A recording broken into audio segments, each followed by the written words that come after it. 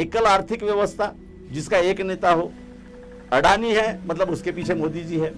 एकल प्रशासनिक व्यवस्था, एक ही मुखिया हो, यानी उसके पीछे फिर से मोदी ही है, यानी भाजपा है। पूरे क्या पूरे तीनों दलों का जिस तरह से इन्होंने एक प्रमुख बनाया सीडीएस, वो भी उनकी एकल राष्ट्र की तरफ बढ़ते हुए कदम है। तो वर्तमान में डेमोक्रेसी नाम की चीज खत्म करना ये इनके लिए बहुत जरूरी है। वो उस तरह से स्टेप उठा रहे धीरे धीरे। जैसे जितने भी स्वायत्त संस्थाएं हैं सबके प्रमुख बदल दिए गए, कुछ संस्थाओं की आवाज बदल दी गई। अभी उन्होंने ऑल इंडिया लेवल पर सिलेबस तैयार करने वाली कमेटी का जो गठन किया, उसमें 95% आरएसएस के बुद्धिवादी है, डंके की चोट पे उन्होंने शामिल किया। हर वक्त में ये जो मनुवादी लोग 10 साल रिजर्वेशन की बात करते, लेकिन ये नहीं कहते कि ये पॉलिटिकल रिजर्वेशन है, कि ये 10 साल की जो बात थी ये किसी ने मांगा नहीं। आज भी पॉलिटिकल रिजर्वेशन कोई मांगता नहीं, ये खुद देते, इसलिए देते हैं कि इनको बांधे हुए बैल, इनको गुलाम इनके सत्ता के लिए मिलते जो समाज के अहित में ऑपरेट होते हैं। जब मूलभूत बदल करना है संविधान के अंदर में तो 3 चीजें लगती है। एक तो लोकसभा में बहुमत लगता, दूसरा राज्यसभा में बहुमत लगता, और तीसरा जितने प्रदेश है उसके 50% असेंबली का रिजर्वेशन लगता है। 50% असेंबली का, तो 32 स्टेट में से 16 स्टेट का हमको असेंबली का रिजोल्यूशन लगेगा कि भाई ये चेंज कर सकते हैं। तो इसलिए ये क्या कर रहे हैं कि रीजनल पार्टी से इनके खिलाफ है। तो रीजनल पार्टी अगर खत्म हो जाए और इनका अगर आ जाए सरकार स्टेट में, तो स्टेट में सरकार आए तो जो बेसिक ढांचा है संविधान का वो बदल देंगे। आप देख रहे हैं आवाज इंडिया टीवी। महाराष्ट्र तथा पूरे देश में क्या है स्थितियां, केंद्र सरकार, राज्य सरकार और विविध प्रदेशों की जो राज्य सरकारें हैं किस तरह की नीतियां अपना रही है, विशेषतः केंद्र की जो सरकार है वो किस तरह की नीतियां अपना रही है, पूरे देश में क्या चल रहा है। अडानी का मामला, चाहे शिवसेना के साथ या उद्धव गठ के साथ जो हो रहा हो उसका मामला, इन पर चर्चा हम करेंगे। हमारे साथ स्टूडियो में, हमारे पैनल में 3 मेहमान मौजूद हैं, जिनमें जावेद पाशा जी है, उत्तम शेवड़े जी है जो बसपा से बिलोंग करते हैं, प्रवक्ता है बसपा के, और राहुल वानखेड़े जी है वंचित बहुजन आघाड़ी के प्रवक्ता है। आप तीनों का बहुत बहुत स्वागत। ये चर्चा जब जिस वक्त हम कर रहे हैं तो देश में अलग सा माहौल है, देश में असुरक्षितता का माहौल है।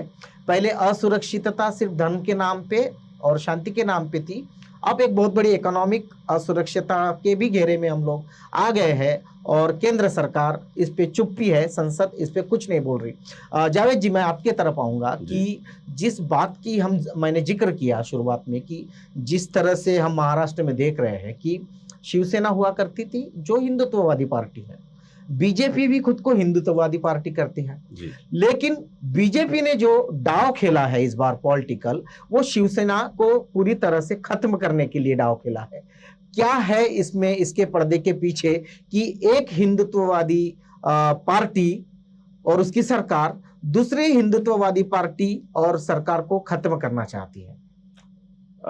मैं थोड़ा सा बुनियाद में जाना चाहूंगा कि शिवसेना हिंदुत्ववादी पार्टी आज भी है जी, और हम देखते हैं इतिहास में कि शिवसेना ने महात्मा ज्योतिबा फुले का 18 पगड़ जाति का शिवाजी महाराज कभी स्वीकार नहीं किया। शिवसेना ने जो स्वीकार किया वो पुरंदरे का शिवाजी महाराज स्वीकार किया, और एक अदद महाराष्ट्र में शिवाजी महाराज के नाम से दंगों का, दहशत का वातावरण रहा है। इसलिए शिंदे गुट अलग हो गया, यानी शिवसेना ये बहुत सेकुलर पार्टी थी, ये तो आपने भी कहा कि वो नहीं थी जी, और वो नहीं है। एक बात ध्यान में रखिए कि भाजपा का एक एजेंडा है, वो एजेंडा ऐसा है कि इस देश की संसदीय प्रणाली को धीरे धीरे खत्म कर दिया जाए, और संसदीय प्रणाली को खत्म करने के लिए चुनाव लड़ने वाली पार्टियों को तहस नहस करना, यह उसका पहला एजेंडा है। जब तक के चुनाव लड़ने वाली पार्टियों को सब तरह से खत्म नहीं किया जाता, तब तक ना तो प्रेसिडेंशियल सिस्टम की तरफ जाया जा सकता है, ना मार्शल लॉ लागू किया जा सकता है। अटल बिहारी वाजपेयी जी ने एक बार कहा था, जब वो प्रधानमंत्री थे तब संसद में कहा था कि इस देश की डेमोक्रेसी को, अभी इस देश के प्रजातंत्र को ये प्रेसिडेंशियल इसके तरफ जाना चाहिए। तो तब से इस भाजपा का एक एजेंडा रहा है। अब इस एजेंडे के तहत जो जो पार्टियां उसकी मोनोपोली लेकर चलने वाली उसे महसूस होती है, उसे वो आर्थिक शक्ति देती है, पॉलिटिकल शक्ति देती है और तोड़ती है।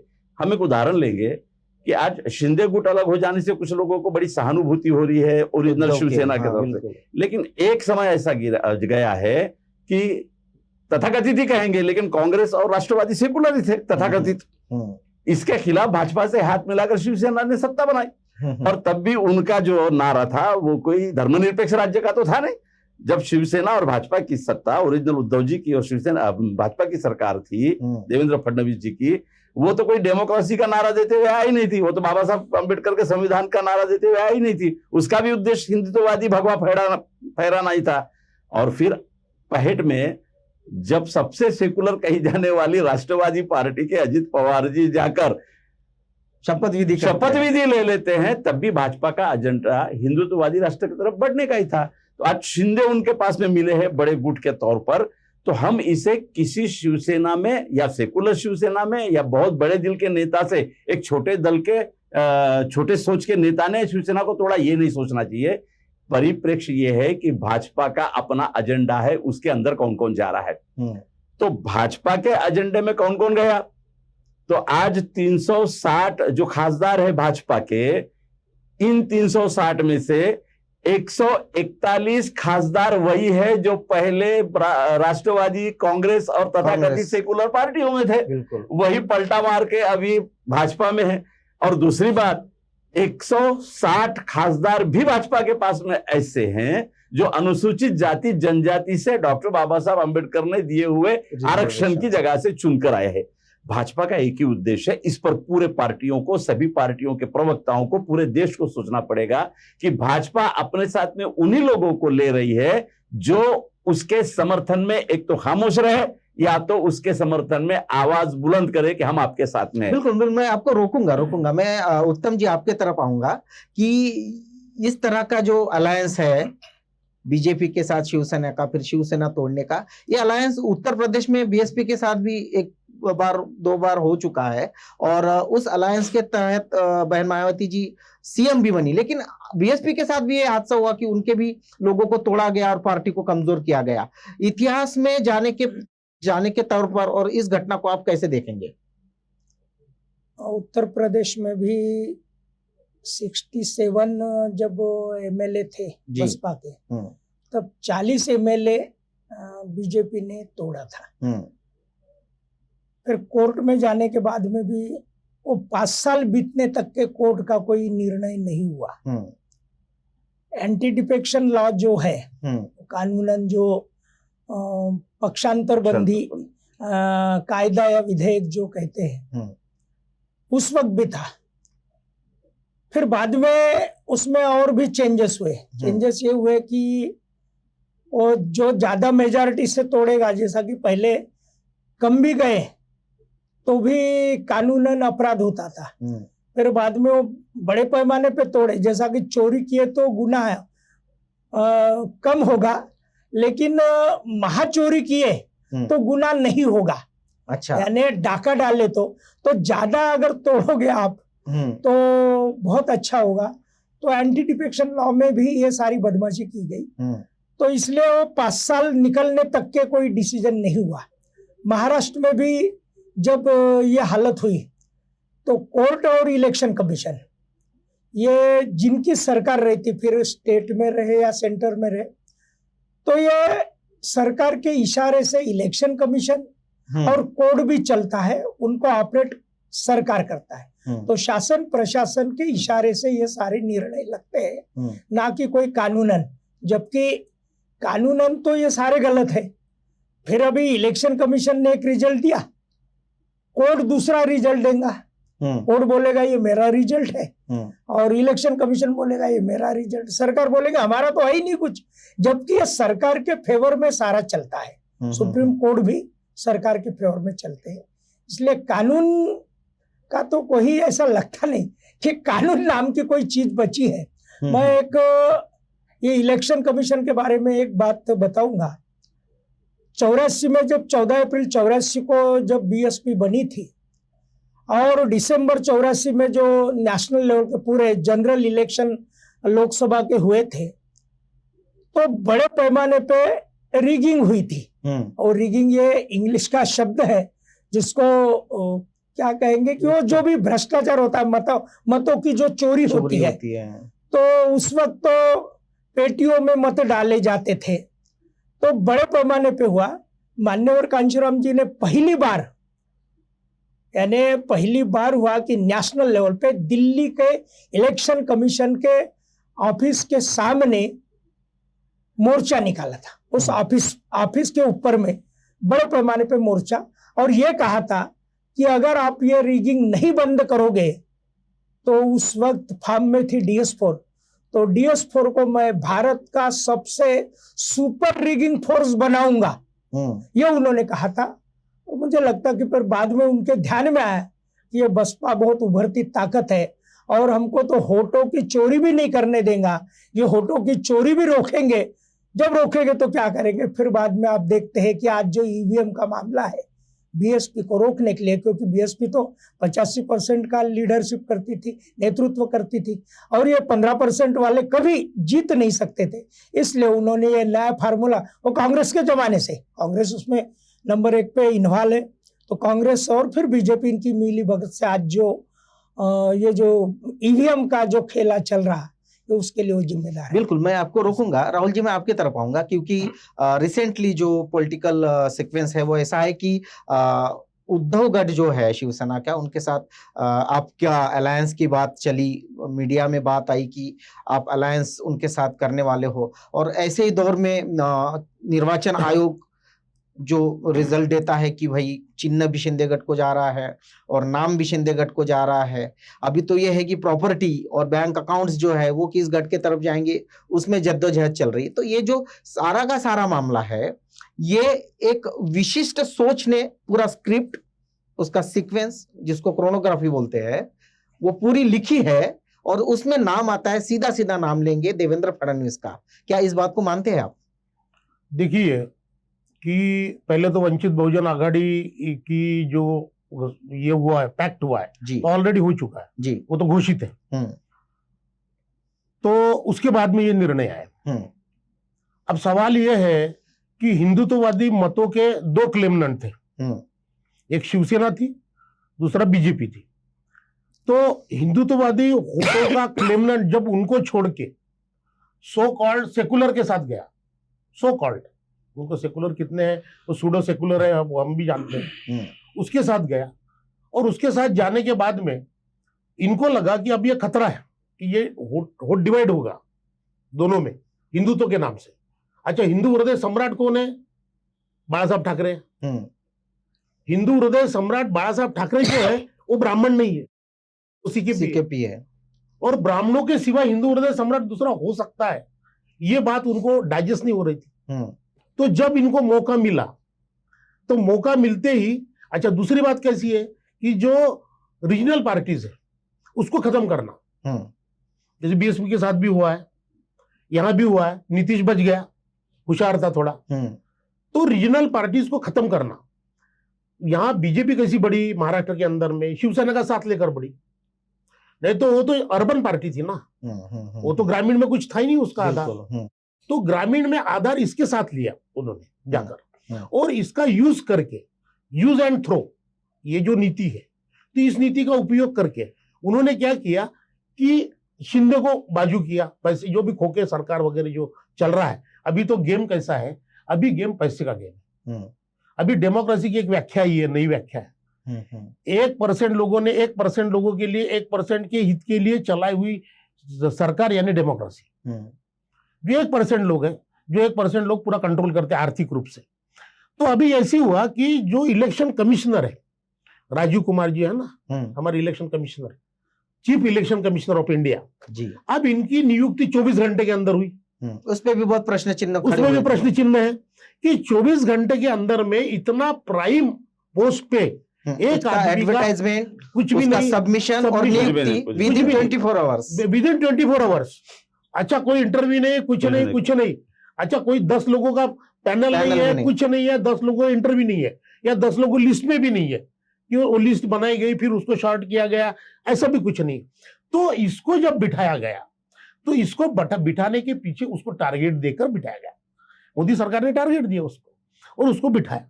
अरे बिठाने के बाद में ये जो हुआ यहाँ कि अभी 40 लोग बाहर चले गए। अब जो 10th शेड्यूल्ड है ना, तो 10th शेड्यूल के अनुसार अगर कोई पार्टी फूट कर बाहर जाती है तो उसको दूसरे पार्टी में मर्ज होना पड़ता, तब वो जाके वो भी 2/3 मर्ज होना पड़ता, तब जाके उनका अस्तित्व मान्य किया जाता है या वो सेफ होते हैं। अदरवाइज अब इन्होंने क्या किया मालूम है, हम ही शिवसेना है, ठीक है, आप शिवसेना, हमने क्या बोला, उन्होंने क्या बोला कि हम गट नेता बदले, अध्यक्ष तो नहीं बदला। अच्छा दूसरी बात, इलेक्शन कमिश्नर ने क्या गेम खेला इसमें कि भाई वो उसका जो नाम है शिवसेना और उसका जो धनुष्य बाण है ये दोनों एक जगह दे दिए। इसके पहले क्या हुआ था, इसके पहले भी ऐसी बहुत सारे डिस्प्यूट हुए, मगर उन्होंने क्या किया, वो चिन्ह ये कर देते, सीज कर देते, किसी का नहीं रहता, नाम सीज करते थे और उसको नया देते थे, जो अंधेरी के इलेक्शन में उन्होंने दिया था, बिल्कुल दिया था, वो कंटिन्यू किए रहते तो ठीक था। मगर नहीं, जो आपने कहा कि देवेंद्र फडणवीस ने जो लिखी है कहानी, उस कहानी के मुताबिक शिवसेना और धनुष्य बाण उनको दिया गया। अब इसमें कैसी दूसरी बात ऐसी है कि एखादी पार्टी का जो धनुष्य बाण बोले या उसका नाम है ये रजिस्टर्ड होता है ना, शिवसेना नाम रजिस्टर्ड हुआ, कब हुआ, जब 4% वोट मिले तब।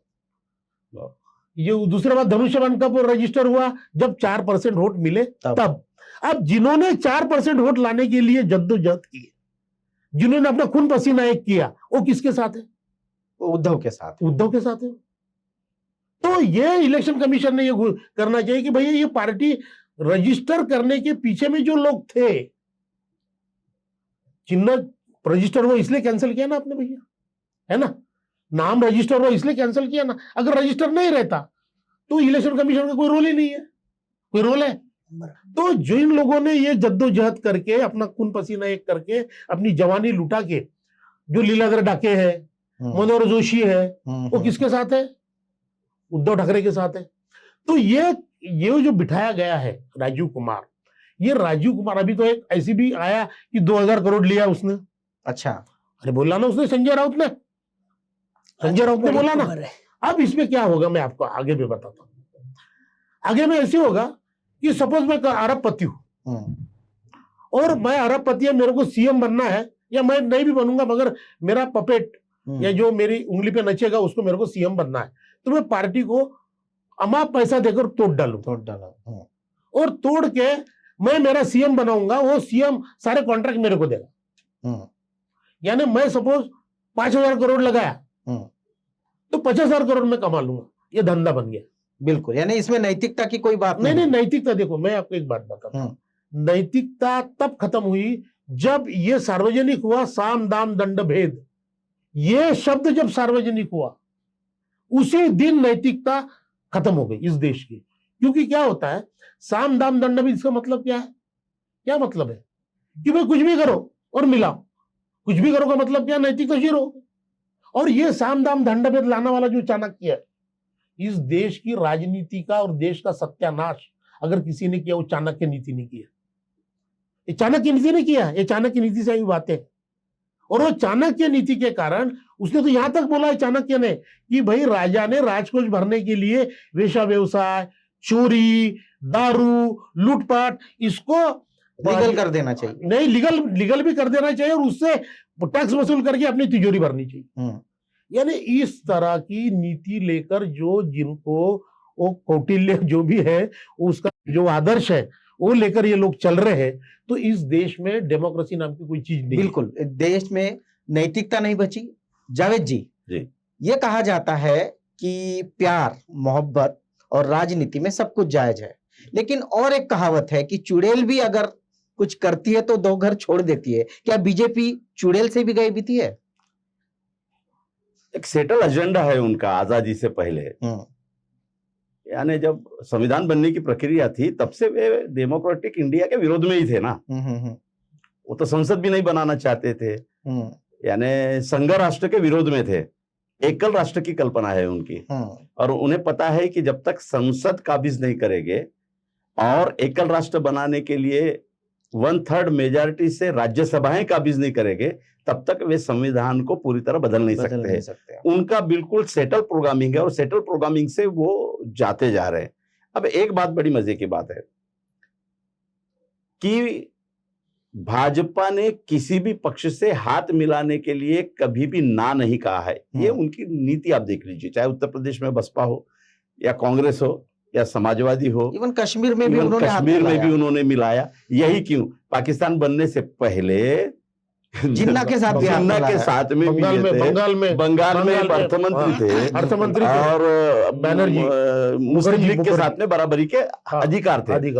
तो गोलवार जी ने अपने बंच ऑफ थॉट में एक मार्गदर्शन बहुत खास कर दिया है कि हमारा उद्देश्य निश्चित है, उस उद्देश्य को पाने के लिए जहां से भी जितनी भी शक्तियां मिल सकती है वो खींचो और शक्ति प्राप्त करके अपने उद्देश्य की तरफ बढ़ो। भारतीय जनता पार्टी उसी उद्देश्य पर चल रही है और उसी का नतीजा है कि 2014 में कहीं भी न नजर आने वाला अदानी कोरोना में जब पूरे भारत की कमर टूट गई थी वो देश के 24वें नंबर पे था और अभी अभी वो देश के 7वें नंबर पे आया था। और हिडनबर्ग नहीं आता तो वो पता नहीं दुनिया का सबसे अमीर रहता और इस अमीर के हाथ में भारत की एकल आर्थिक व्यवस्था चली जाती। तो एकल आर्थिक व्यवस्था जिसका एक नेता हो, अडानी है मतलब उसके पीछे मोदी जी है। एकल प्रशासनिक व्यवस्था, एक ही मुखिया हो यानी उसके पीछे फिर से मोदी ही है यानी भाजपा है। पूरे क्या पूरे तीनों दलों का जिस तरह से इन्होंने एक प्रमुख बनाया सीडीएस, वो भी उनकी एकल राष्ट्र की तरफ बढ़ते हुए कदम है। तो वर्तमान में डेमोक्रेसी नाम की चीज खत्म करना ये इनके लिए बहुत जरूरी है। वो उस तरह से स्टेप उठा रहे धीरे धीरे, जैसे जितने भी स्वायत्त संस्थाएं हैं सबके प्रमुख बदल दिए गए, कुछ संस्थाओं की आवाज बदल दी गई। अभी उन्होंने ऑल इंडिया लेवल पर सिलेबस तैयार करने वाली कमेटी का जो गठन किया उसमें 95% आरएसएस के बुद्धिवादी है, डंके की चोट पे उन्होंने शामिल किया और गवर्नमेंट के पैसे से एक उद्देश्य सामने रखकर किया है, उसको फंड दिया करोड़ों का और उसका टाइटल ही ऐसे है कि भारत के सनातन गौरवशाली संस्कृति का उदय करना। यह भारत के 2021 से शिक्षा नीति को जो इतिहास पढ़ाया जाएगा, जो समाज शास्त्र पढ़ाया जाएगा, जो संस्कृति शास्त्र पढ़ाया जाएगा, उसका मेन हेड है। अब ये अचानक कर रहे हैं क्या, ये मैं बार बार कह रहा हूं। 2014 में हुआ वो 2014 में नहीं हुआ।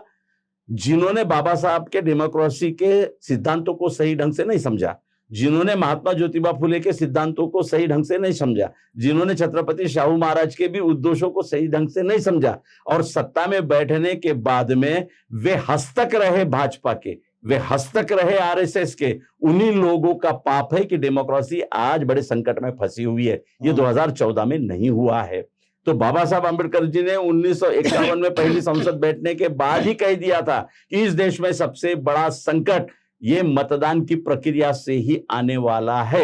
150 साल पहले डेमोक्रेसी पे बोलने वाले एक बहुत बड़े तत्ववेत्ता ने भी ये बात कही थी कि डेमोक्रेसी के अंदर ही उसकी विनाश की बीजें छुपी हुई है। जिस मतदान का अधिकार बाबा साहब ने हमें शूद्र से मालक बनाने के लिए दिया, अति शूद्र से मालक बनाने के लिए दिया, संसद और विधानसभा का मालक बनाने के लिए दिया, उसी मतदान का बहुत ढंग से व्यापार कांग्रेस और भाजपा की मिलीजुली संस्कृति ने अपनाया और नतीजा यह है कि इस बाजार के सभी लाभार्थी है। कोई भी पक्ष ऐसा नहीं कह सकता कि मैं लाभार्थी नहीं हूं। उसकी वजह 2006 में आई हुई सच्चर समिति ने पूरा चेहरा बेनकाब कर दिया कि जिस साम्यवाद की बात कम्युनिस्ट पार्टियां करती हैं, जिनका एक क्षत्रिय 25 साल राज बंगाल में रहा, सच्चर कहता है कि वहां पर बंगाल में सबसे बदतर हाल मुसलमानों के है। मैं एक मुस्लिम प्रतिनिधि होने के नाते डेमोक्रेसी के बुनियाद में यह बात कह रहा हूं। उसी सच्चर ने सारे तथाकथित पक्षों के चेहरे बेनकाब कर दिए कि इन सारे पक्षों के एक क्षत्रिय राज में मुसलमानों का बद से बदतर हाल हुआ नहीं। सच्चर आयोग ये कह रहा है कि मुसलमान तो सिंबल है, डेमोक्रेसी का बद से बदतर हालत किया। बिल्कुल, डेमोक्रेसी की हाल चल रही है।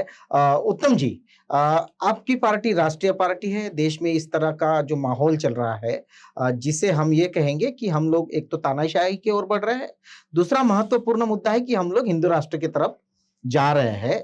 चाहे वो डिक्लेयर ना हो, लेकिन जैसे जैसे हम देख रहे हैं, आपकी पार्टी बहुत बड़ी पार्टी है, संसद में भी उसके प्रतिनिधि हुआ करते थे, विधान सभा में भी उसके प्रतिनिधि, लेकिन जो आज का दौर है उसमें आपकी पार्टी, आपके पार्टी के जो लीडर्स है, इस पूरे वातावरण पे ना कुछ बोल रहे हैं, ना कुछ सोच रहे हैं, ना कुछ कर रहे हैं। तो क्या वो इस बात पे एग्री है कि डेमोक्रेसी खत्म हो जाए फिर भी हमें कुछ नहीं करना है? डेमोक्रेसी को अगर बचाना है तो विकल्प सिर्फ बीएसपी है, क्योंकि पिछले 50 से जब संविधान लागू हुआ तो करीबन 60-65 साल तक तो कांग्रेस की सत्ता रही और फिर बीजेपी की सत्ता। तो कांग्रेस के शासन काल में, शासन राज में तो डेमोक्रेसी की तो ऐसी तैसी हो गई, संविधान की धज्जियां उड़ गई। उसके बाद में लोगों ने बीजेपी को मौका दिया, बीजेपी उसकी बाप निकली। तो बीजेपी ने तो 10-15 साल में ही वो सारा सत्यानाश करके अभी हिंदू राष्ट्र की बात कहने के लिए निकल रही। अगर इसको रोकना है, क्योंकि लोगों ने कांग्रेस को देखा, बीजेपी को देखा, अब बसपा को सिर्फ स्टेट लेवल पे यूपी में देखा और यूपी में जितना जो हम स्टेट लेवल पे कर सके उतना आलबेल करने की कोशिश की, लेकिन नेशनल लेवल पे हमें कहीं मौका नहीं मिला। और जब थर्ड लेवल की ये जो पार्टी, इसको मौका ना मिले, इसलिए कांग्रेस, अभी हमारे जावेद भाई ने कहा कि कांग्रेस और बीजेपी ये इनकी मिली भगत है और अंदरूनी है, सब साठगांठ है, एक ही सिक्के के दो पहलू है। मान्यवर साहब भी बोलते थे सापनाथ नागनाथ। तो इनसे अगर बचना है, हमें उभरना है या देश को बचाना है, तो नेशनल लेवल पे थर्ड फोर्स बीएसपी है। अब रही बात बीएसपी की चर्चा ना हो, हम नहीं कहते, इलेक्शन कमीशन के रिकॉर्ड के आधार पर और जो भी परसेंट पॉपुलेशन उस तुलना में जो देश में मिलता है, उसमें थर्ड लेवल की ये पार्टी है। जब ये तीसरे की चर्चा ना हो, इसलिए फिर उनके छोटे छोटे प्यादे, जैसा आप हो या जो भी अनेक ऐसी प्यादे छोटे छोटे लेवल पे आगे किए जाते, और फिर ये जो बड़ी पार्टियां हैं बीजेपी और कांग्रेस, ये उनको साथ में लेकर 10-10, 15-15 पार्टियां मिलकर कभी आघाड़ी बनाते, पिछाड़ी बनाकर ये अपनी सत्ता लाने की कोशिश करते। लेकिन मीडिया ने आज तक ये दोनों की बात बताती है कि ये दोनों ने सत्यानाश किया, लेकिन तीसरे को हमने मौका देना चाहिए। और तीसरे नंबर की ये पार्टी है, कभी उस लेवल पे media, electronic media, print media या यहाँ का शासन प्रशासन कभी ये बात सामने नहीं आने देना चाहते, और पब्लिक में भी ये बात हम थोड़ा पहुंचाने में नाकामयाब इसलिए रहे कि हमारे पास में जो जिस लेवल का मीडिया चाहिए था वो मीडिया नहीं है। हमारा कैडर, मैं जैसा कि छोटा सा सामान्य कार्यकर्ता हूँ, ऐसी कार्यकर्ता, प्रशिक्षित कार्यकर्ता के माध्यम से हम ये पहुंचाते हैं, और आपके चैनल के माध्यम से भी ये बात जाना चाहिए। अब रही बात ये हिंदू राष्ट्र की बात करते हैं, बाबा साहब ने जब ये संविधान दिया, ये संविधान में देते वक्त में जो भाषण दिया, 25 नवंबर 1949 वाला जो भाषण है, ये जो आज ये अडानी की जो बात देश का सबसे प्रमुख करके जो बोला जाता है, तो अखबारों में सारा आ रहा है कि ये जो चौकीदार है, इसका मालिक तो दूसरा, ये तो चौकीदार है जो देश का, जिसको लोग प्रमुख कहते हैं, ये चौकीदार है और इसका मालिक दूसरा ही है, और वो अडानी अभी वो मालिक बन के आगे आ रहा है, ये दिख रहा है लोगों को। तो ये जो बातें हैं, ये बाबा साहब ने संविधान देते वक्त में, ये जो बनिया या जो धनाढ्य लोग, उसको क्या, उद्योगपतियों के बारे में भी उस भाषण में ये सारी बातें आई है कि उद्योगपति अपने आप को पार्लियामेंट को ऑपरेट करेंगे, ऑपरेट नहीं करना चाहिए करके लोक प्रतिनिधि जाना चाहिए। अभी ये जो बात है कि 141 ये member of parliament SC ST के हैं, रिजर्व कोटे से गए, लेकिन इसलिए तो जो पुणे पैक्ट का जो बाबा साहब अम्बेडकर ने जो धिक्कार किया था, हर वक्त में ये जो मनुवादी लोग 10 साल रिजर्वेशन की बात करते, लेकिन ये नहीं कहते कि ये पॉलिटिकल रिजर्वेशन है, कि ये 10 साल की जो बात थी, यह किसी ने मांगा नहीं। आज भी पॉलिटिकल रिजर्वेशन कोई मांगता नहीं, ये खुद देते, इसलिए देते हैं कि इनको बांधे हुए बैल इनको गुलाम इनके सत्ता के लिए मिलते, जो समाज के अहित में ऑपरेट होते हैं। तो इसलिए ये जो आज पार्लियामेंट में, राज्यसभा लोकसभा में, राज्यसभा में तो नहीं, क्योंकि राज्यसभा में तो ये रिजर्वेशन नहीं है, ये इसमें लोकसभा में तो लोकसभा में करते हैं। इसलिए आज जो अभी न्याय व्यवस्था की बात, अभी इसके पहले भी बात हुई कि न्याय व्यवस्था, अभी उस दिन अखबार में एक न्यूज आई थी कि 7 दिन में सुप्रीम कोर्ट का पूरा कोटा भर दिया। सुप्रीम कोर्ट की जितनी और जो कुछ जगह खाली थी, एक हफ्ते के अंदर में उनकी जो 6-7 जगह थी वो फट से भर दी। सुप्रीम कोर्ट के चीफ जस्टिस या न्याय व्यवस्था भरने के लिए 1 हफ्ते में ये भर सकते हैं। अभी हमारे साथी ने एक बात कही, तो 24 घंटे में इस देश के इलेक्शन कमीशन का जो चीफ होता है उसको 24 घंटे में उसकी नियुक्ति होती है। लेकिन जो चपरासी से लेकर, तो ये जो बैकलॉग पड़ा है ना, चपरासी भी है, चपरासी का भी बैकलॉग पड़ा है, बाबू का पड़ा है, क्लास 2 क्लास 1 के ये सारे SC ST OBC के हैं। हाईकोर्ट में भी अभी OBC के लोग नहीं, ट्राइब के तो कोई है ही नहीं, तो हाईकोर्ट में भी तो ये इसमें रिजर्वेशन नहीं है। और जिसमें रिजर्वेशन है वो भी भरने का काम नहीं करते, तो शासन प्रशासन इनकी मिली भगत है। अब रही बात ये जो हिंदू राष्ट्र, तो संविधान में कुछ चीजें हैं, जैसा अभी मैं एक चीज बताता हूं कि संविधान में 50-60 साल होने के बाद में ये प्रस्तावना है। प्रस्तावना में एक चीज है, पहला पन्ना, मैं ये कहूंगा कि पहले पन्ने पे जो प्रस्तावना है उस पे भी आज तक के अमल नहीं हुआ। क्यों नहीं हुआ? तो संविधान विरोधी लोग सत्ता में आने से संविधान के पहले पन्ने पर यानी प्रास्ताविका पर अमल नहीं हुआ। प्रास्ताविका में 2 चीज लिखी है, क्या है? ये सामाजिक, आर्थिक और राजनीतिक न्याय। राजनीतिक न्याय तो मिला, राजनीतिक न्याय यानी क्या? जो पॉलिटिकल रिजर्वेशन है वो उनको प्रतिनिधित्व पॉलिटिकल मिला, यानी राजनीतिक न्याय मिला। लेकिन सामाजिक आर्थिक की क्या हालत है? आर्थिक क्या आपने देखे कि एक आदमी देश को खरीद सकता, इतनी संपत्ति उनकी है। और सोशल इनइक्वालिटी की क्या हालत है? तो आज भी सामाजिक के नाम से, आज भी जाति के नाम से आज प्रताड़ना देश भर में चल रही। तो इसलिए पहले पन्ने का जो सामाजिक, आर्थिक और राजनीतिक न्याय, तो ये सामाजिक और आर्थिक न्याय आज तक के नहीं मिला। और इसलिए नहीं मिला, क्यों नहीं मिला? ये वंचित लोगों को नहीं मिला, इसलिए नहीं मिला कि संविधान के विरोधक लोग, कांग्रेस वाले बाबा साहब के भी विरोध में थे, उनको संविधान सभा में जाने से रोका 2 बार, 52 में, 54 में, और संविधान देने के बाद में भी बाबा साहब को नहीं जाने दिया वहां और इम्प्लीमेंट नहीं होने दिया। और जब बाबा साहब ने रिजाइन दिया प्लानिंग कमीशन से लेकर, तो जो कुछ बाबा साहब चाहते थे हिंदू कोड बिल वगैरह, यह न करने से बाबा साहब रिजाइन देकर बाहर आए। लेकिन आज तक के ये लोग संविधान की बात करते। 50 साल जब हुए तो संविधान समीक्षा आयोग की ये अटल ने बात कही थी, उसी के प्यादे ये जो है ना, ये आज जो चल रहे शासन प्रशासन में, ये उन्हीं के लोग हैं। इनका संविधान से कोई लेन देन नहीं है। जैसा कांग्रेस तो संविधान विरोधी थी और बीजेपी का संविधान से लेन देन नहीं। बीजेपी तो मनुवादी है, बीजेपी का तो मनुस्मृति है। तो बीजेपी मनुस्मृति चाहती है, संविधान नहीं चाहती ही नहीं। इसलिए जब मनुस्मृति चाहेगी तो मनुस्मृति में हिंदू राष्ट्र है, तो हिंदू राष्ट्र इसलिए चाहती। ये क्रांति प्रतिक्रांति चल रही। और ये जो बाबा साहब अम्बेडकर ने उस जमाने में ये संविधान देने के पहले ही ये क्रांति प्रतिक्रांति की बात कही थी। और जो पुष्पमित्र शुंग, जो बृहद्रथ का खून करके जो सरकार यानी जिनका शासन था, वो शासन, जबकि ये लोग हथियार वाले लोग नहीं थे, लेकिन इन्होंने अपना रूप बदला। जब भी हमारे साथी ने कहा कि गोडवलकर की वो बंच ऑफ थॉट के ऊपर में उनका जो काम चल रहा है वो उसी आधार पे चल रहा। तो ये जो उनकी जो क्रांति प्रतिक्रांति वाली लोग हैं, तो हम लोग तो क्रांति वाले लोग हैं, ये लोग प्रतिक्रांति वाले लोग हैं। तो प्रतिक्रांति वालों को रोकने के लिए ये संविधान ही एकमेव जरिया है।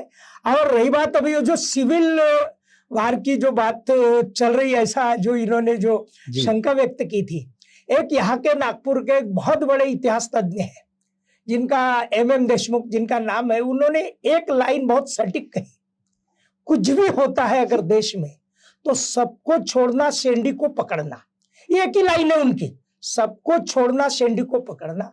इस देश के सारे समस्या की जड़ शेंडी है, और शेंडी अगर ठीक रहती है या शेंडी को ठीक किया जाए तो सारा देश ठीक हो सकता है, ऐसा उनका कहना है, मेरा नहीं, इतिहास तज्ञ का। बिल्कुल, अगर मैं जिसको आपको संविधान चाहिए रोकूंगा, थोड़ा तो हम बस, धन्यवाद। ट्रैक से बाहर जा रहे हैं, नहीं, क्योंकि हमारा हाँ। मूल जो सब्जेक्ट था जो था कि एक राष्ट्रीय पार्टी जो तीसरे नंबर की पार्टी है वो इस पर बात क्यों नहीं करती। मैं आपके तरफ आऊंगा कि जैसे शेवड़े साहब ने कहा कि छोटी छोटी पार्टियां गठबंधन कर रही है आप जैसी, लेकिन आप जैसी पार्टी 2-3 राज्यों में सरकार बना रही है, और बीएसपी के आज इतने सालों इतना फोर्स होने के बावजूद कहीं भी सत्ता नहीं। ये भी अपने आप में एक अवलोकन की बात होगी, इस पर भी हम कहीं किसी और दिन चर्चा करेंगे। लेकिन मेरा मुद्दा ये था जो मैं आपके तरफ ट्रांसफर कर रहा हूं कि बाकी जो पार्टियां, कांग्रेस रहे, वंचित रहे, शिवसेना रहे, बीएसपी रहे, समाजवादी रहे, या फिर लालू प्रसाद की पार्टी रहे, ये लोग जिस फोर्स में इसके विरोध में आना चाहिए वो नहीं आ रहे।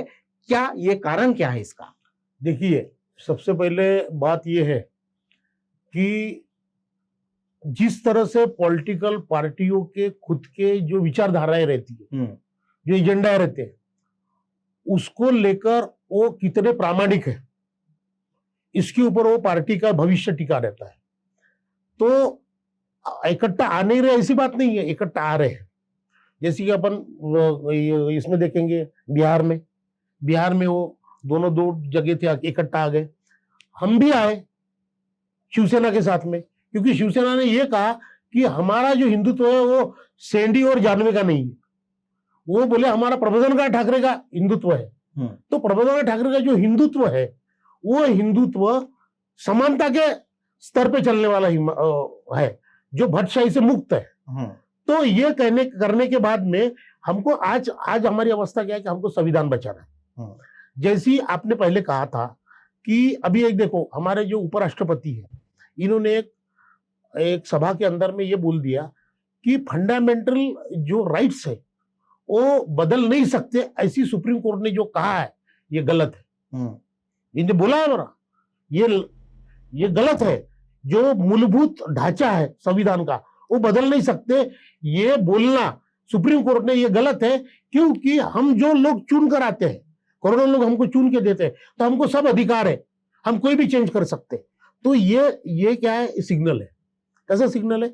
2024 के बाद आप हमारे जो रीजनल पार्टीज इसको क्यों खत्म करना चाहते हैं, उसका एक दूसरा भाग बताता हूं कि देखो, जब मूलभूत बदल करना है संविधान के अंदर में तो 2 चीजें लगती है, 3 चीजें लगती है। एक तो लोकसभा में बहुमत लगता, दूसरा राज्यसभा में बहुमत लगता, और तीसरा जितने प्रदेश है उसके 50% असेंबली का अब ये लगता है, रिजर्वेशन लगता है 50% असेंबली का। यानी हमारे यहाँ पे 26 स्टेट से, सपोज 32 स्टेट है, तो 32 स्टेट में से 16 स्टेट का हमको असेंबली का ये लगेगा, रिजोल्यूशन लगेगा कि भाई ये चेंज कर सकते हैं। तो इसलिए ये क्या कर रहे हैं कि रीजनल पार्टी तो इनके खिलाफ है। तो रीजनल पार्टी अगर खत्म हो जाए और इनका अगर आ जाए सरकार स्टेट में, तो स्टेट में सरकार आए तो जो बेसिक ढांचा है संविधान का वो बदल देंगे, फंडामेंटल राइट्स बदल देंगे, आरक्षण बदल देंगे, तुम्हारा जो अभी जो वोट पावर है, जो अभी मतदान का पावर है ना, वो चेंज कर देंगे। वो कैसे चेंज करेंगे ये भी बताता हूँ। तो उनका ये क्या है कि बाकी लोग गुलाम चाहिए उनको।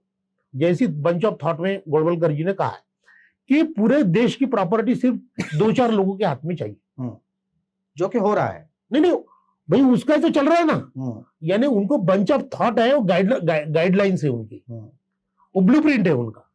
तो जैसी जावेद भाई ने बोला कि हमारी जो नई शिक्षा नीति है, तो नई शिक्षा नीति में जो 3 तरह के यूनिवर्सिटीज आई है, वो 3 तरह की जो यूनिवर्सिटी स्किल बेस्ड यूनिवर्सिटी है, तो स्किल बेस्ड यूनिवर्सिटी में पूरा वो लोग आएंगे जो चातुर वर्ण में शूद्र है, क्योंकि उनको पारंपरिक धंधा करना है, तुमको वो कुछ नहीं करना, तुमको पारंपरिक धंधा करना है। अच्छा, दूसरी जो यूनिवर्सिटी है जो डिग्रियां देगी, तो वो डिग्री लेकर तुम हार्डली कलेक्टर बन सकते हैं, हार्डली। पर कलेक्टर का बाप कौन रहता है? चीफ सेक्रेटरी, वो नहीं बन, है ना? सचिव और नहीं बन सकते। सचिव इसलिए नहीं बन सकते तो बैकडोर एंट्री लाके उन्होंने सचिव बना के रख दिए, पहले कारपोरेट से लाके बना के रख दिए। अब वो जो रिसर्च ओरिएंटेड है यूनिवर्सिटीज, तो उसको एक्सपर्टीज करके वहां पीएचडी मिलेगी और वो वहां आके चीफ सेक्रेटरी बनेगा। ठीक है, अब ये कहां से आया? ये सारा गुड़बड़ करके थॉट, बंच ऑफ थॉट से आया। अच्छा, तीसरी बात ये आई कि भाई सिर्फ 3-4 लोगों के हाथ में प्रॉपर्टी चाहिए, बाकी के लोग सिर्फ 2 वक्त की रोटी पे जिए। ठीक है, अब इन्होंने ये बताया, अभी प्रस्तावना बताया ना, preamble, we the people of India resolve to constitute. कौन पीपल? जो 81 करोड़ लोग राशन से अपना 2 वक्त का रोटी ले रहे, वो 81 करोड़ लोग भी बनाएंगे, वो 81 करोड़ लोग आर्थिक और सामाजिक बदलाव लाएंगे, वो समानता लाएंगे। अरे ये गलत है। बाबा साहब का प्रियम्बल अलग है। बाबा साहब का प्रियम्बल स्टेट्स एंड माइनॉरिटीज में लिखा है, पढ़ो उसको। वहां लिखा है कि ये सारी आर्थिक और सामाजिक विषमता खत्म करने का काम ये गवर्निंग क्लास ने करना चाहिए। जो पिछड़े हैं उनको बराबरी लाने का काम गवर्निंग क्लास का है। यहाँ की आजादी कीप करने का, समता स्वतंत्र बंधुता लाने का काम ये गवर्निंग क्लास का है। वो पावर में है ना, तुम पावर में हो क्या? मैं पावर में हूं, तुम पावर में हो? नहीं, जो पावर में है। अब ये सारी बातें, ये बाबा साहब का प्रियम्बल अगर ये रहा रहता जो स्टेट्स एंड माइनॉरिटीज में है, क्योंकि गवर्निंग क्लास को इसके बाइंडिंग आ गई थी, तो बाबा साहब का जो संविधान है वो तो स्टेट्स एंड माइनॉरिटीज है, वो तो बाजू में रख दिया। अब इन्होंने मुद्दा उठाया, उस मुद्दे को मैं समर्थन देता हूं कि ये जो बीजेपी वाले और कांग्रेस वाले जो संविधान विरोधी 1950 में, दिसंबर 1950 में यही हिंदू महासभा ने आरएसएस से संविधान जलाया। ठीक है, अब ये संविधान इतना अच्छा संविधान क्यों आया, इसके पीछे मैं थोड़ा सा ले जाता हूं, क्योंकि उसके ऊपर बहुत बड़ी बहस हो सकती है, मैं उतना बहस नहीं करूंगा। तो इसलिए हुआ कि जब चर्चिल बोलता था कि भाई ये लायक नहीं है आजादी के, ये आजादी के लायक नहीं, ये तो साले सांप और भूतों में खेलने वाले लोग हैं, आदि मानव है ये। ठीक है, दूसरा वो ये बोलता था, जब सुभाष चंद्र बोस उसको मिलने गए हिटलर को, तो हिटलर बोले कि go and tell to your people how to eat the freedom, teach them how to eat the freedom. तो ये जो बातें थी और जो वर्ल्ड सिनेरियो था कि ये पूरे गधे लोग हैं, ये आदि मानव है, प्रिमिटिव सिविलियन, उसको प्रिमिटिव सिविलियन बोलते हैं, अविकसित।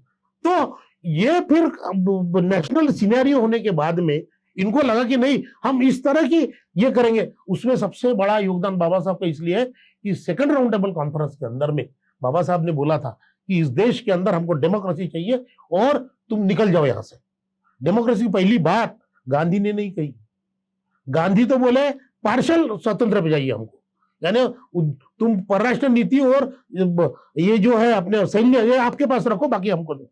बाबा साहब बोले नहीं, गेट आउट। आप आने के पहले हमारी जो सिचुएशन थी वही आज है, और आप कानून करोगे हम सहेंगे, ये काम खत्म हो गया। बोले ये परिस्थिति बदल गई है, हम सहेंगे नहीं आपका कानून। तो आगे चल के ये क्या हुआ कि जो लोग संविधान विरोधी थे वही सत्ता में आए कांग्रेस के माध्यम से। देखो कांग्रेस क्या है, कांग्रेस में 80% लोग ये आरएसएस के समर्थक है। 80% लोग है, बोला मैं आपको बताता, ये 80% लोग जो आरएसएस के समर्थक है। तो अब इन्होंने तो बताया कि यहां से उठ के वहां गए खासदार, 160 खासदार गए और भी जाने के राह पे है। तो इसका मतलब क्या, उनकी मेंटेलिटी क्या थी? क्यों भाई जयेश भाई, मेंटेलिटी सीधी बात थी, सिर्फ सत्ता कांग्रेस के साथ थी इसलिए वो कांग्रेस के साथ रहे। मैं एक दूसरा उदाहरण देता हूं आपको कि यहाँ मांगो वैद्य थे, मांगो वैद्य जो आरएसएस के बौद्धिक प्रमुख थे, उसका भाई रॉ का 24 साल चीफ रहा कांग्रेस के राज में। अब बताइए ना, क्या मतलब है इसका कि कांग्रेस को कौन चला रहा? आरएसएस चला रही है ना। तो ये जो क्षेत्रीय पार्टियां का जन्म हुआ, जैसे बीएसपी का जन्म हुआ, तिलक तराजू और तलवार इनको मारो जूते चार, इनको लेके हम भी बीएसपी में थे, हम भी काशीराम साहब के साथ चले। वो स्थिति नहीं रही, वो स्थिति इसलिए नहीं रही कि मायावती जी ने जो बेसिक काशीराम जी ने रखा था उसको पलट दिया। वो चर्चा का मुद्दा हाँ, वो है, मुद्दा अलग है। कोई और मुद्दा मैं है। उसमें मैं नहीं आखिरी मुद्दे पे हाँ, आऊंगा, तीनों मैं- पैनलिस्ट को ये नहीं, कहूंगा। मैं आखिरी का मुद्दा बोलूंगा जी। कि हिंदू राष्ट्र की जो संकल्पना है, तो हिंदू राष्ट्र की संकल्पना यानी ब्राह्मणी राष्ट्र की संकल्पना है। नाम तो हिंदू है, बिल्कुल। तो जब होट होते हैं तब हिंदू होते हैं। होट गए, एक बार होटिंग हो गया, फिर तुम जातियों में बढ़ जाते हो, फिर अछूत होता, कोई ये होता, एससी होता, एसटी होता, जो भी होता, ओबीसी होता। तो ये जो बात है, तो ये प्रयोग होगा, इसमें प्रयोग होगा, क्योंकि 2024 के बाद अगर लोकसभा में और राज्यसभा में और स्टेट्स में इनकी सरकार आई, तो ये संविधान बदलेंगे। संविधान बदलने का जो मत का अधिकार है, ये बदलेंगे। ये कैसे रहेगा मत का अधिकार? जो इनकम टैक्स भर रहा उसको वोटिंग का पावर रहेगा, जैसे 1919 में था। 1919 में था ना वोटिंग का पावर, जिसके खिलाफ बाबा साहब लड़े, तो वो आएगा। अब उसमें से तो कम 90% लोग तो वोट के बाहर हो जाएंगे, 10% रहेंगे, 10% सरकार बनाएंगे और 90% उनकी सेवा करेंगे। ठीक है, ये बात है। तो हिंदू राष्ट्र इनको इसलिए लाना कि 10% जो लोग हैं वो पूरे के पूरे सवर्ण है। अब इसमें अंडर करंट्स है। ये अंडर करंट्स कैसे मालूम है? कि आज अवस्था ऐसी है, हर चीज ग्लोबल है, तो तुम इतनी बड़ी पॉपुलेशन को 90% तुम हिंदू राष्ट्र के नाम से दबा नहीं सकते, नहीं दबा सकते। 14-15% मुस्लिम है, हाँ, 2% क्रिश्चियन है, एससी यहां 19% है, एसटी है 9%, कैसे दबाओगे? ये जो चिन्ह है, ये सिविल वार के चिन्ह है। उसी पर हम आखिरी मुद्दा इसी पर आ रहे हैं कि हम लोग बिल्कुल जैसे हम सोच रहे हैं कि एक तबका है जिसको लगता है कि हिंदू राष्ट्र बनेगा तो राम राज्य आएगा और सब कुछ ठीक हो जाएगा, धर्म का राज्य आएगा। एक तबका ये सोचता है कि हमें हिंदू राष्ट्र की जरूरत नहीं, राम राज्य की जरूरत नहीं, तो बाबा साहब ने जो संविधान दिया है उसकी जरूरत है। लेकिन इस मोड़ पे ये आखिरी मुद्दा इस चर्चा का कि संविधान बदलने की कोशिश हो रही है, हिंदू राष्ट्र लाने की कोशिश हो रहा है, और जिस तरह से राहुल जी ने बात करी सिविल वॉर की, तो हम एक सिविल वॉर के, बड़े सिविल वॉर के दरवाजे पर खड़े हैं, और ये देश, इसकी संप्रभुता, इसकी एकात्मता, इसकी अखंडता खतरे में है। आप क्या कहेंगे? मैं बहुत ही जिम्मेदारी से ये कहना चाहता हूं कि सिविल वॉर जैसे भी हो, अगर होने की दहलीज पर है, वो डेमोक्रेसी के लिए खतरा है। सिविल वॉर में हमारी बची खुची हुई ताकत भी हमारे हाथ से निकल जाएगी। इस बात को 24 के इलेक्शन के मद्देनजर गंभीरता से भारत की जनता ने सोचना चाहिए, क्योंकि सिविल वॉर जब होता है तो किसी भी देश में आज तक के इतिहास में मार्शल लॉ और मिलिट्री के हाथ में कानून जाता है, और आज मिलिट्री और पूरी क्या पूरी सियासत की जितनी भी व्यवस्था है, ये 90% हिंदुत्ववादी या मनुवादी मानसिकता में ढल चुकी है। इसलिए सिविल वॉर होगा या सिविल वॉर की तरफ हम बढ़ रहे हैं, इसके अगेंस्ट में 2024 की तैयारी हमने करनी चाहिए कि 2024 में हम तख्ता पलट कर पाए, क्योंकि संविधान बदलेंगे। मैं एक स्पीच पे कह चुका हूं, ये इतना आसान नहीं है। जैसा कि राहुल जी ने कहा कि मतदान का अधिकार निकाल दिया जाएगा, ये भी आसान नहीं है, क्योंकि फ्रेंच राज्य क्रांति के बाद में जितने भी डेमोक्रेसियां स्थापित हुई है, उनमें मतदान का अधिकार मिलने के बाद में निकाला नहीं गया है, बल्कि हिंदुत्ववादी ताकतें मतदान के अधिकार को नपुंसक बना रही है। ये सबसे बड़ा खेला है। आप देख रहे होंगे कि मीडिया पे एक बहुत बड़ी बहस चली है। मौलाना मदनी ने कहा कि हमारा आदम सनातनी है, सबसे पहले आदम आया। इधर में हिंदुत्ववादी ताकतों के सारे क्या सारे मुखंड, आरएसएस के सारे क्या सारे पुरोहितवाद के मुखंड उतर गए कि सनातनी यानी मनु है। तो इस देश में राज्य मनु का होगा या आदम का होगा? चर्चा ये होनी चाहिए थे, इस देश का जो डेमोक्रेसी है वो मतदान पे चलेगा या तुम्हारे धर्म के थ्योरियों पे चलेगा। तो बहस ये नहीं चल रही है कि संविधान में जो मतदान का अधिकार है उस पर लोगों को जागृति कैसी की जाए, यानी संवैधानिक जागृति की जो मूवमेंट की बात बाबा साहब अम्बेडकर जी ने की थी, वो डेमोक्रेसी की बेस थी। तो इस देश में संविधान के पहले भी लागू होने के बाद में भी जो टीचिंग्स हुई वो रिलीजियस टीचिंग्स ही है। अब इस रिलीजियस टीचिंग्स में वो बड़े सिस्टमाइज दो ही रिलीजियस टीचिंग्स को, आज बौद्धिज्म हवा में है, मतलब चर्चा में नहीं है, क्रिश्चियनिटी भी चर्चा में नहीं है, ना जैनिज्म है ना कुछ नहीं है। 15% लोगों का इस्लाम, इसके अगेंस्ट में 85% लोगों का हिंदुत्व, ये मैदान में उतारा गया है। यानी 15% मुसलमान जिनकी कोई ताकत ही नहीं है। डेमोक्रेसी में भी ताकत नहीं है, सिविल वार में भी उनकी कोई ताकत नहीं है। मैं आपको बता रहा हूं, सिविल वार जब होता है तो जिनको अपने अस्तित्व को बचाना होता है उनको कुछ संस्थाओं में नुमाइंदगी बहुत जरूरी होती है, तभी सिविल वार में कुछ मतलब होता है, वरना सिविल वार नहीं होता। एक तो बौद्धिक प्रॉपर्टी चाहिए, मुसलमानों के पास में नहीं है। जुडिशियरी प्रॉपर्टी चाहिए, वो मुसलमानों के पास में नहीं है। उसके बाद में बड़ी इकोनॉमिकल प्रॉपर्टी चाहिए, वो भी नहीं है। और मैं इस पैनल के माध्यम से बताता हूं कि सिविल वार के लिए कम से कम इंटरनेशनल एक नेटवर्किंग लगता है, वो भी भारत के मुसलमानों के पास में भी नहीं है। पॉलिटिकल नेटवर्किंग लगता है, वो भी मुसलमानों के पास में नहीं है। कम से कम अलायंस की जो बात चलती है सिविल वार के पास में, वो भी मुसलमानों के पास में नहीं है। क्या ये दलितों के पास में है? बिल्कुल नहीं है। क्या ये आदिवासियों के पास में है? बिल्कुल तो हमने नहीं। सिविल वार की बात ही नहीं करनी चाहिए, ये मैं कहता हूं। हमने बात करनी चाहिए 2024 में हम अपने संविधान को कैसे बचाएं, क्योंकि वे संविधान को बदलेंगे ये डर हमारे दिल में नहीं रखना चाहिए, क्योंकि बगैर बदले ही 2023 तक इस डेमोक्रेसी को ही किस तरह से हिंदुत्ववादी चेहरा दिया जा सकता है, ये उन्होंने दिया। आज बुलडोजर की पैरेलल सरकार लाई। ये है डेमोक्रेसी के अंदर हिंदुत्ववादी ताकतों को स्थापित करना। बिल्किस बानो के आरोपियों को एक सरकार छुड़ा लेती है, यह है पैरेलल हिंदुत्ववादी आरएसएस की थ्योरी पे चलने वाली राष्ट्र का निर्माण करना, की थ्योरी। बगैर किसी जांच के इंपोज कर देना ऐसे धाराएं जिन पर 10-10, 15-15 साल निकल न सके, ना मुसलमान, ना दलित, ना कोई। यह है पैरेलल। और जो हिंसा करता है, इस संवैधानिक कानून को धता बताकर उन पर तिरंगा डालना, उनको फूलों से स्वागत करना, यह है संविधान को न बदलते हुए एक दहशत की पैरेलल मनुवादी संस्कृति को स्थापित करना। इसके दो बली रहते। आप अभी एक पिछले बहस में मुझसे पूछा था किसी ने कि गुजरात का जो चुनाव हुआ 63 मुस्लिम बहुल इलाके से भाजपा चुनकर आई। बिल्कुल। तो मैंने कहा कि आप ये बहस कर रहे हो, ये ठीक है कि 63 इलाके से भाजपा चुनकर आई, ये बहस ठीक है। लेकिन हमने ये कहा कि भाई इतनी ही तादाद में एसटी के इलाके से भी भाजपा चुनकर आई है, इतने ही इलाके से आदिवासियों के भी इससे चुनकर आई है। क्यों चुनकर आई, ये इंपॉर्टेंट है। मुसलमानों के स्टेटमेंट थे कि सर जब भाजपा सत्ता पे नहीं थी तब भी हमें लूटा जाता था, उम्मीद ये थी कि लूटे जाए, जो लूटते उनके खिलाफ ये सेकुलर कहे जाने वाली सरकारें कुछ तो करेगी। तो एक एक उदाहरण उन्होंने दिया, कितने दंगे हुए कांग्रेस के राज में। जब कांग्रेस भाजपा इस सत्ता में थी गुजरात में, तब भी मुसलमानों को मतलब रास्ते पे धंधा नहीं किया करने दिया जाता था, उनसे एक्स्ट्रा टैक्स वसूला जाता था, दंगे होते थे।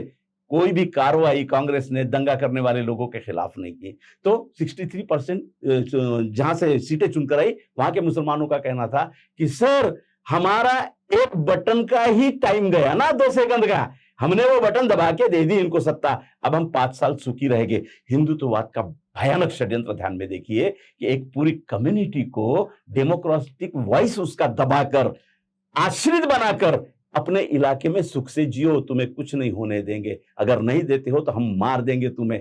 और कब मारेंगे?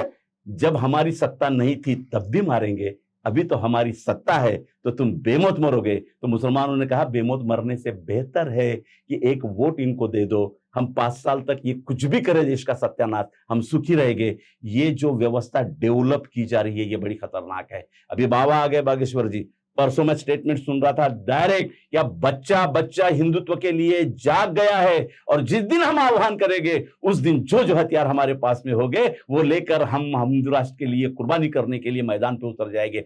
सिविल वार का ये जो भयानक चेहरा वो लोग दिखा रहे हैं, हमने इसके अगेंस्ट में 2024 में ये सत्ता में कैसे नहीं आएंगे, इसके लिए आप अपने समाज में जागृति करके इनको हटाने की मुहिम चलाना चाहिए। कौन आएगा ये भी चर्चा का विषय है। बिल्कुल। अभी शिवसेना और वंचित गई, हम तो कहते हैं कि इन लोगों ने आगे बढ़कर और दूसरी जो पार्टियां हैं उनका भी अलायंस करना चाहिए, उनका भी अलायंस करना चाहिए, क्योंकि बगैर अलायंस के हम इस शक्तिशाली नेटवर्किंग को अब नहीं तोड़ सकते। ये भी बात हम लोगों ने सोचना चाहिए कि भाषणों से और हिम्मत दिखा के इसे नहीं तोड़ा जा सकता, क्योंकि आज भारत की ही नहीं दुनिया की 7वें नंबर का अडानी रईस है, तो दुनिया की 7वें नंबर की सबसे रईस पार्टी भाजपा है। बिल्कुल। और इतनी बड़ी ताकत है कि वो चैलेंज से कह रहे कि हम सब कुछ बदल सकते हैं। तो ये उनका जो आत्मविश्वास है, मनुवादी अर्थव्यवस्था में यही तो विश्वास है कि हम अर्थव्यवस्था इस तरह अपने काबिज में कर लेंगे कि हम सरकार को भी कर्ज लेने पे मजबूर कर देंगे। आज भारत का सरकार कभी नहीं उतना कर्ज बाजारू है। अगर भाजपा जाती भी है तो इकोनॉमिक्स टाइम्स में बहुत अच्छा रिव्यू आया है कि इस कर्जे को खत्म करने के लिए आने वाले सरकार को कम से कम 50 साल लगने वाले हैं। उन्होंने इतना सिस्टमेटिक कॉन्ट्रैक्ट करके रखा है कि आने वाली सरकार उस कॉन्ट्रैक्ट को तोड़ नहीं सकती। अगर तोड़ेगी तो डबल लॉस में जाएगी। यह है डेमोक्रेसी का जनाजा। बिल्कुल बिल्कुल, ये है डेमोक्रेसी का जनाजा। और इस विषय पे हम चर्चा कर रहे थे। हमारे साथ 3 चर्चा में विशेषज्ञ थे। एक आखिरी टिप्पणी हम राहुल वानखेड़े जी से लेंगे कि जिस तरह से देश की राजनीति, अर्थकरण, धर्मकरण और सांस्कृतिकीकरण ये विनाश हो रहा है, हमारा देश कहा जाएगा, ये आखिरी टिप्पणी आपसे लेंगे। जो राजनीति जिस तरह से सांस्कृतिक, सामाजिक, आर्थिक रूप से ये सारा जो खेल है वो खेल ब्राह्मणिज्म से खेला जा रहा है जी। तो ये ब्राह्मणिज्म से खेला जाने वाला जो खेल है, तो इन्होंने जैसे हमारे भाई ने कहा कि ये डेमोक्रेसी के अंदर ये प्रयोग तो कर रहे हैं, मगर जो प्रयोग कर रहे हैं उसको विरोध भी हो रहा है। ये पहले ध्यान में रखिए। बिल्किस बानो का इन्होंने उदाहरण दिया तो बिल्किस बानो के समर्थन में बहुत कुछ लोग खड़े हुए, बहुत खड़े हो गए। ये जो कह रहे हैं बुलडोजर के खिलाफ भी कई लोग खड़े हो गए। तो ये जो विरोध की आवाज है, ये विरोध की आवाज ब्राह्मणिज्म को नहीं चाहिए, ये गुलाम चाहिए उनको। तो इसलिए मैं ये कर रहा हूं कि हमारा वोट पावर, हम क्यों आजाद है कि वोट पावर ही इसलिए। अभी ये इन्होंने जो कहा कि भैया हमको सबको इकट्ठा बिल्कुल आना चाहिए, हमको 2024 के पहले हमारा संविधान बचाना है और उसको 100 सीटों में खत्म करना है मोदी को। मगर इसमें दूसरा एक भाग है जो ईवीएम है। ईवीएम का रोल क्या है? ईवीएम का रोल क्या? जैसे हमारे भाई ने बोला कि ईवीएम तो कांग्रेस ने लाया, कांग्रेस ईवीएम के खिलाफ बोलने को तैयार नहीं। अभी मैं ब्राजील का उदाहरण देता हूं। ब्राजील में करोड़ों लोग ईवीएम के खिलाफ आए। जब तक ऐसे करोड़ों लोग ईवीएम के खिलाफ नहीं आएंगे तो अब ईवीएम नहीं जाएगा। ईवीएम नहीं जाएगा तो बीजेपी हारेगी नहीं। बीजेपी हारेगी नहीं तो 2024 के बाद में मैं जो बोलता हूं वो यहां से संविधान की जो मूल धाराएं हैं वो बदली जाएगी। बदली जाने के बाद में यहाँ एक ऐसी चाउस निर्माण होगा कि यहाँ देखो हर चीज ग्लोबल है। मैं पहले भी बोला था कि हमारे पास आज नहीं कुछ नहीं होगा ना, मगर हमारे पास कुछ ना होते हुए भी बहुत कुछ लाभ लेने के लिए लोग तैयार होते हैं। सिचुएशन के हिसाब से तैयार होते हैं। ये परिवर्तन होता है कि वो देखते हैं कि भैया कौन सा ग्रुप है। जैसे श्रीलंका के अंदर में वो था तो उसको किसने खड़ा किया? बाहर के लोगों ने आके खड़ा किया। वो क्या था? कुछ नहीं था। तो बात कैसी है कि ये अगर ब्राह्मणिज्म का गेम खेल रहे हैं, हिंदू राष्ट्र बना रहे हैं, तो हिंदू राष्ट्र देखो न्यूटन का लॉ अपथस मोशन, जितना तुम दबाओगे उतना उठेगा। और आज हर चीज ग्लोबल है। अभी देखो हर चीज ग्लोबल है। तुम आज कुछ लिखोगे तो अमेरिका में आदमी पढ़ लेता है, देख लेता है। और जो ग्लोबल सिचुएशन है वो ग्लोबल सिचुएशन में अगर तुम्हारे यहाँ अनरेस्ट क्रिएट होता है तो उन अनरेस्ट का फायदा लेने के लिए 10 कंट्री खड़ी होती है। बिल्कुल। तो ये नहीं होना चाहिए। हमारा कहना ये होना नहीं चाहिए। ये होना नहीं चाहिए। ये किसी को फायदे का नहीं है। हमको भी फायदे का नहीं, उसको भी फायदे का नहीं है। मगर ये सिचुएशन आती है, अगर आती है या लादी जाती है तो हमको तैयार रहना चाहिए। बिल्कुल, हमें तैयार रहना चाहिए। तो ये पैनलिस्ट थे, राहुल वानखेड़े जी थे, उत्तम शेवड़े जी थे, जावेद पाशा जी भी थे। जिस तरह से हम देश में डेमोक्रेसी की बात कर रहे हैं, संविधान को खत्म करने की बात कर रहे हैं, तो ये जो है इसके लिए हमें व्यापक अलायंस, जैसे हमारे दोनों पैनलिस्ट ये कह रहे थे कि व्यापक अलायंस होना चाहिए और प्रतिरोध होना चाहिए, जो कि हो रहा है। प्रतिरोध खत्म नहीं हुआ पूरी तरह से, ये प्रतिरोध बढ़ना चाहिए। और 2024 में जो इलेक्शन है 100 सीटों पर बीजेपी को कैसे लाया जाए, इस पर काम होना चाहिए। आप तीनों ने अपना वक्त दिया, आपका बहुत बहुत धन्यवाद। आप देख रहे हैं आवाज इंडिया टीवी।